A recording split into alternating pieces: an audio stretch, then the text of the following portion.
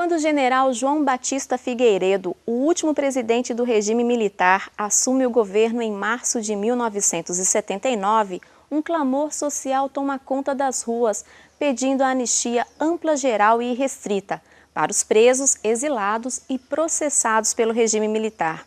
A pressão foi tanta que, em agosto daquele ano, o próprio Figueiredo promulga a Lei número 6.683, a Lei da Anistia. Começava ali a caminhada rumo à retomada da democracia. Os antecedentes, os personagens e os significados dessa lei para o Brasil é o que a gente discute nesta edição do Assunto É. Brasil, madrugada de 31 de março de 1964. Tropas militares se deslocam de Juiz de Fora, em Minas Gerais, para o Rio de Janeiro. Atenção, Brasil! As tropas do 2º Exército, sob o comando do general Cruel, já sitiaram o estado da Guanabara. É o início do golpe que derruba o presidente João Goulart. Nos primeiros dias do mês de abril, o Congresso Nacional é fechado e uma junta militar assume o poder.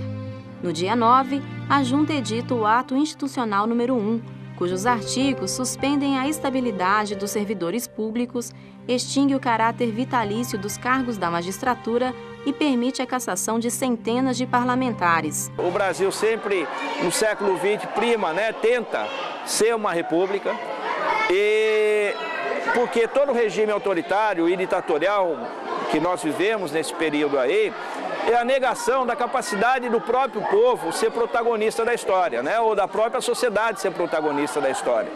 Dos 17 atos institucionais do governo militar, o mais repressivo foi o AI-5, editado em 13 de dezembro de 1968. Por meio dele, o presidente tinha poderes para decretar o recesso do Congresso, das Assembleias Legislativas e câmaras municipais. Suspende os direitos políticos por 10 anos. Caça mandatos eletivos e suspende as garantias do habeas corpus. É em 68 que começa a fase mais repressiva da ditadura. Eu fui presa em 68 no Congresso de Biúna, depois eu fui presa em 69, em outubro de 69, e eles fiquei presa um mês, mas eles estavam procurando um povo lá com quem eu não tinha nenhuma ligação, então, já na UBAN. Eram umas primeiras prisões da Operação Bandeirantes. Em 15 de março de 1970, assume o governo o general Emílio Garrastazu Médici. Os atos institucionais e as cassações continuam. Há um controle rígido da imprensa, com a censura não apenas aos veículos de comunicação, como as manifestações culturais de uma maneira geral. 4 horas da manhã, era o BAN, aí foi a prisão, da qual eu saí em fevereiro de 73. Então, eu fiquei 2 anos aí. Fui condenada a 4 anos e meio. A peça central da acusação era estar traduzindo um livro de um alemão, que eu nem me lembro agora o nome, chamado Sobre a Guerra. A essa altura, organizações de esquerda decidem pelo enfrentamento armado à ditadura.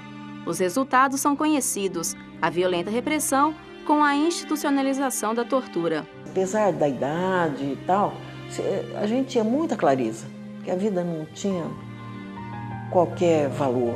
Os que se insurgiam contra o governo são presos, alguns morrem ou desaparecem. Os que conseguem escapar vão para o exílio. O ano de 1978 é muito significativo para a retomada da democracia no Brasil. É neste ano que a sociedade civil começa a se organizar e mostrar a sua insatisfação contra o regime militar.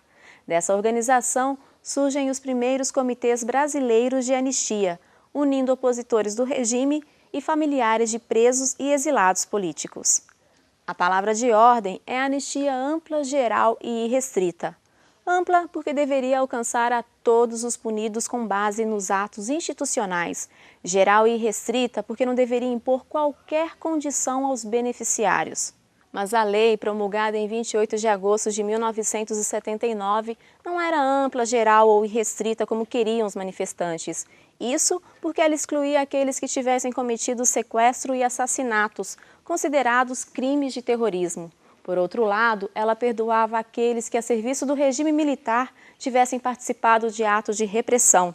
Ou seja, Ela perdoava aqueles que torturavam os presos políticos em busca de informação.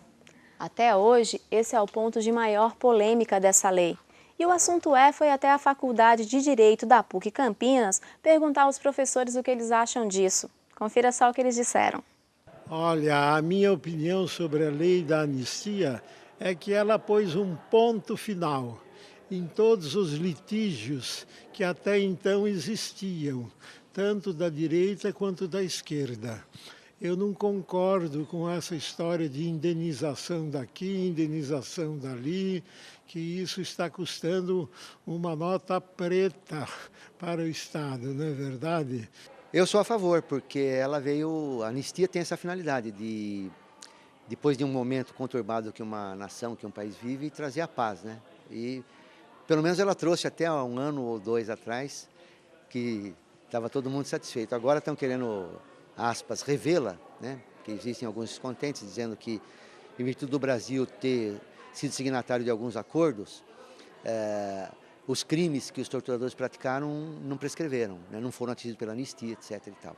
Então, estão querendo reabrir, mas eu sou a favor, sim. Eu entendo que a lei, na época que foi veiculada, que foi editada, como você disse, em 79, foi objeto de uma pacificação política, onde, naquele momento histórico, o Brasil terminava um período bastante difícil, com bastante truculência, né?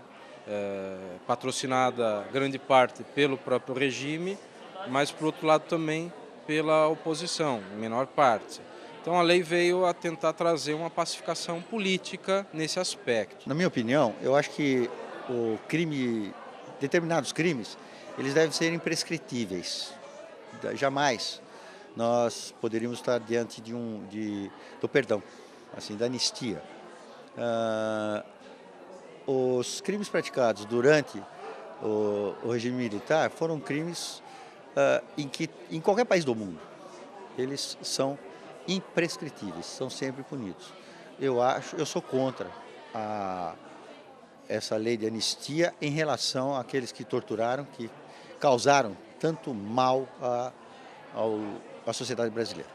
É evidente que o processo de democratização ele não é um processo que se inicia apenas por meio de uma anistia.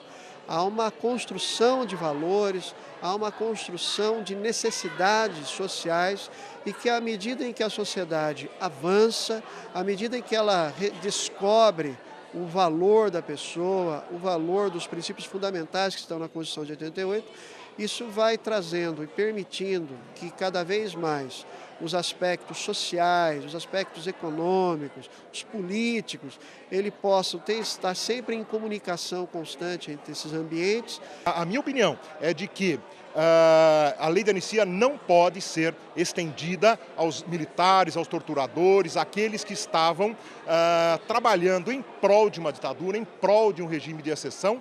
E sim, apenas deve atingir, como tem atingido, e deve completar com seus efeitos, aqueles que se levantaram em legítima defesa de um Estado de Direito Democrático.